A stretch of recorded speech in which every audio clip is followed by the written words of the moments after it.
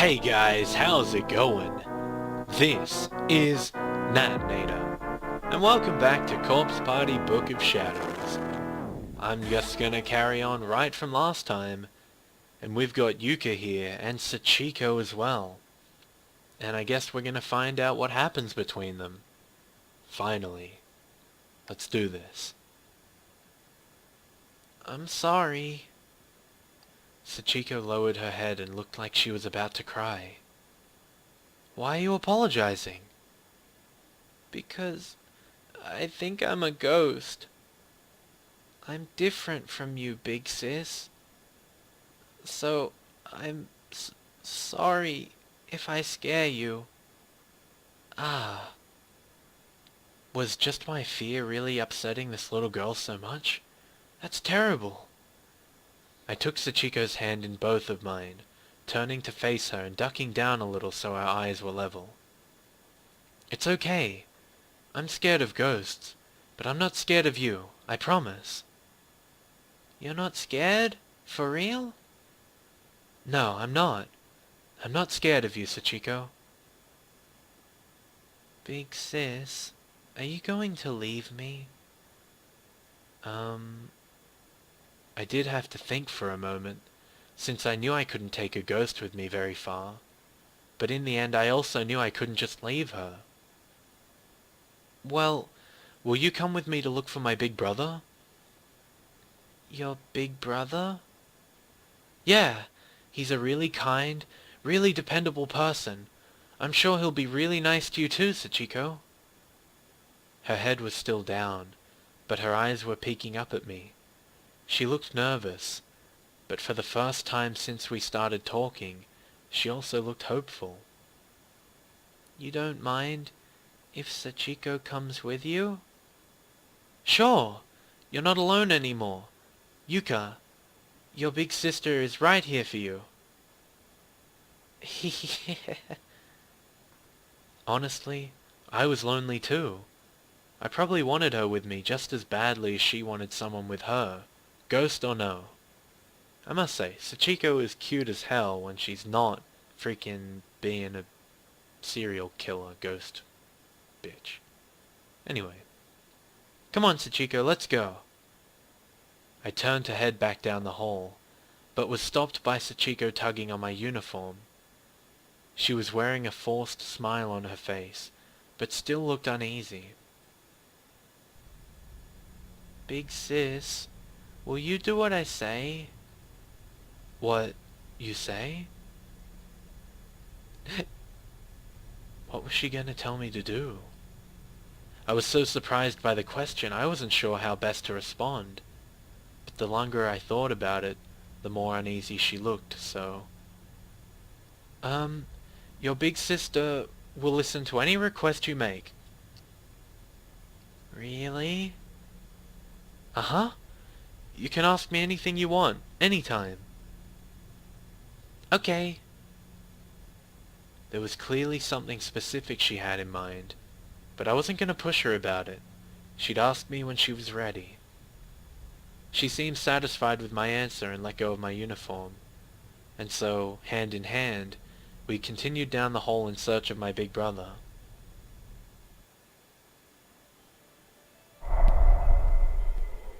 Oh man.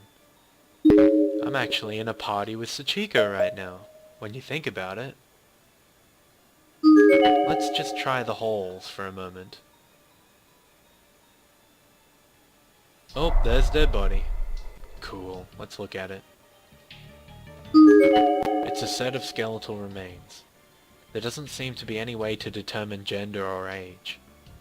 But there is a student ID name tag lodged in its eye socket, identifying these remains as likely having belonged to a male junior high student.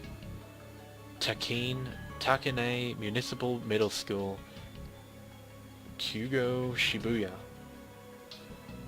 Sorry dude, you're dead now.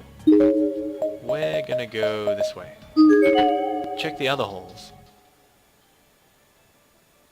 Maybe we might have to go to the death room, I'm not sure. But then again, if I go to the death room, Sachiko will probably kill me. I don't really want that, honestly. Okay, there's nothing here. Whoopsie daisies. This one. Anything here? What the fuck is that? Hello, sir. It's a newly deceased corpse, practically still warm. It's easy to tell at a glance that this was a female junior high school student. Really? I can't tell that's female. There's a student ID name tag on the ground at her feet. Shobu University Middle School, Michi Moritoshi. Oh, that's definitely a guy. I see a beard, I see a flat chest, and I see a beanie. Oh well. I guess beanies don't really mean guys, though. Well, it seems that I'm running out of things to do here.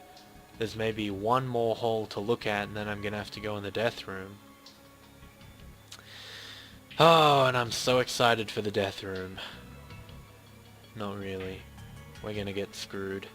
Maybe I shouldn't go in there just yet. Oh man, there's nothing here. I was hoping there'd be something here. Ah, crap. Was there anything in the storehouse?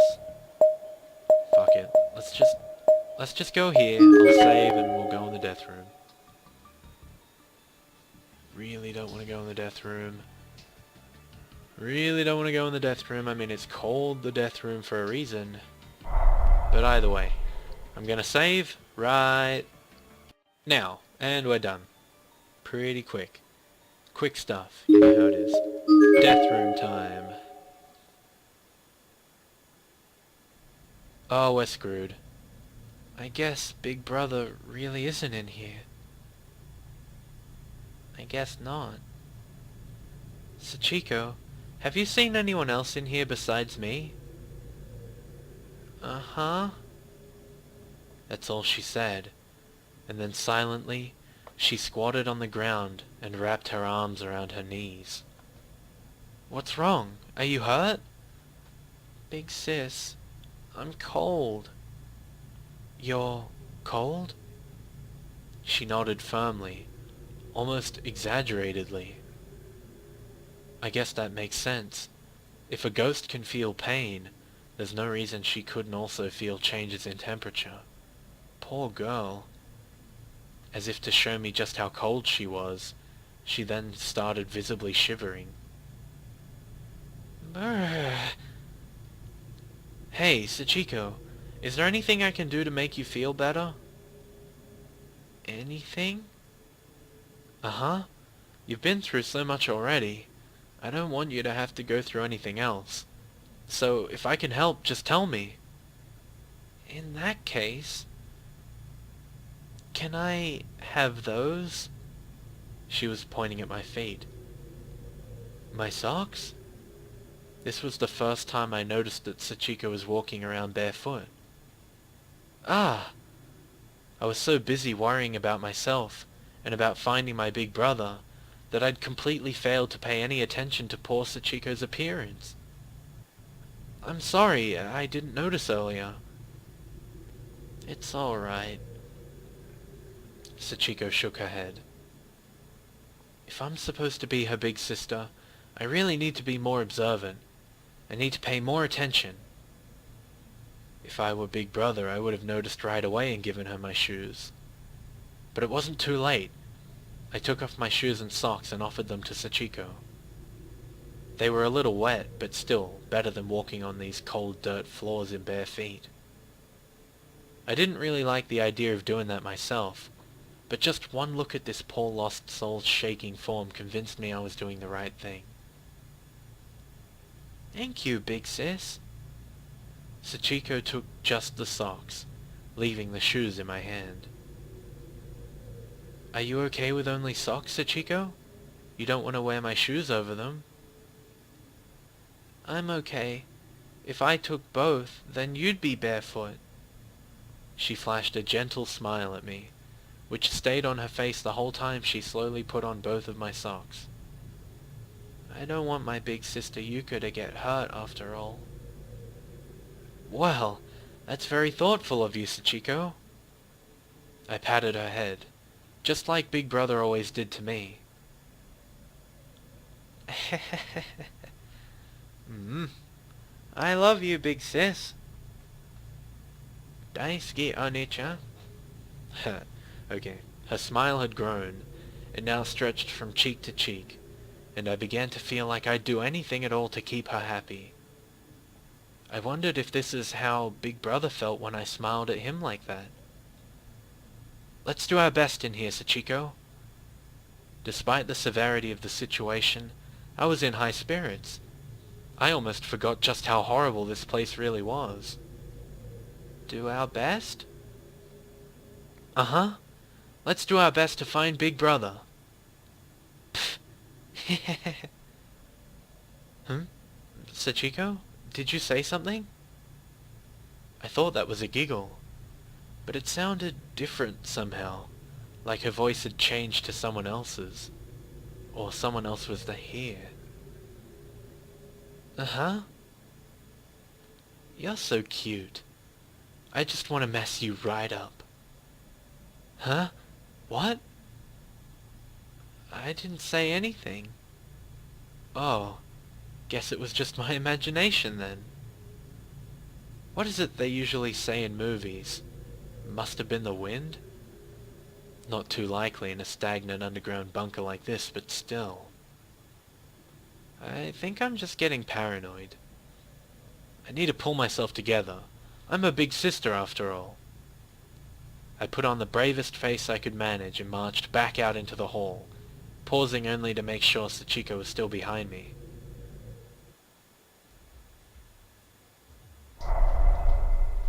Huh. So what we needed wasn't in the death room after all. Let's try the storehouse. To the storehouse.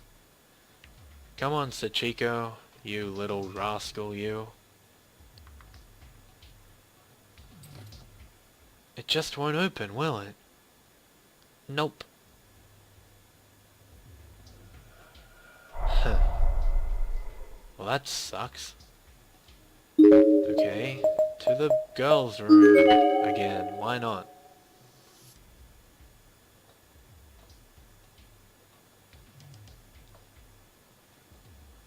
What's gonna happen? Oh god. Big sis. What is it? Is something wrong? It's my feet. My feet hurt. Your feet? The soles of Sachiko's feet seemed to be bothering her quite a bit. As we stood there, I noticed she was fidgeting in place, trying not to stand on them. I guess they would hurt, huh? You've been walking around in just socks after all. She said nothing else.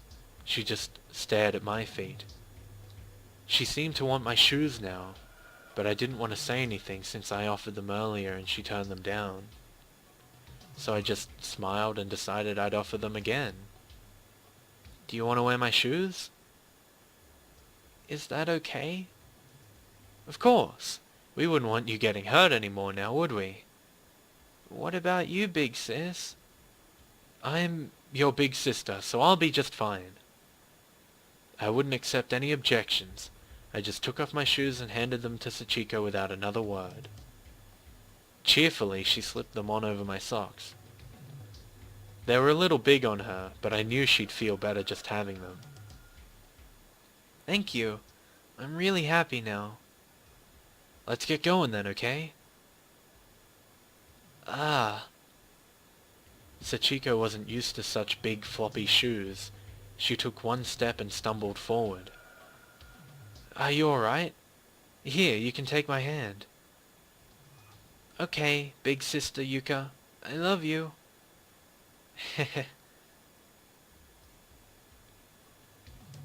Ah, Sachiko. I've already looked in here, and there was nothing to find. Let's head back, okay? Oh, really?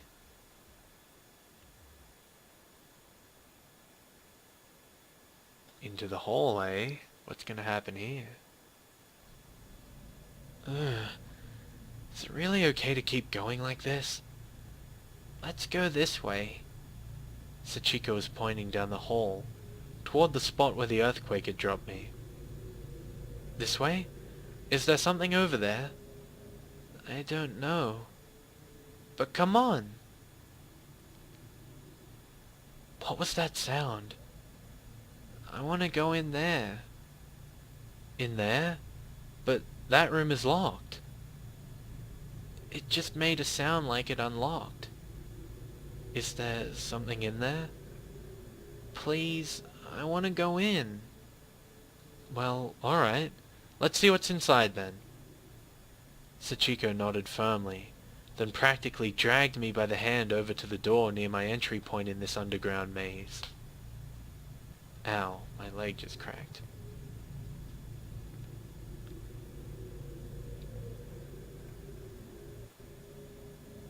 Wow, this room is pretty big. Over there. Energetic as can be, Sachiko pulled me further into the darkened room. Sachiko, wait! Ow! I suddenly felt a sharp pain in the sole of my foot, and looked down to see what I'd stepped in. Ugh! A nail? The floor here was actually kind of a mess. It was bumpy and uneven, and there were all kinds of tiny, sharp-looking objects scattered everywhere. Not just old rusty nails, but bits of glass, loose wooden boards with jagged edges and splinters all over them. Plenty else I couldn't even identify. I'm bleeding. So cute.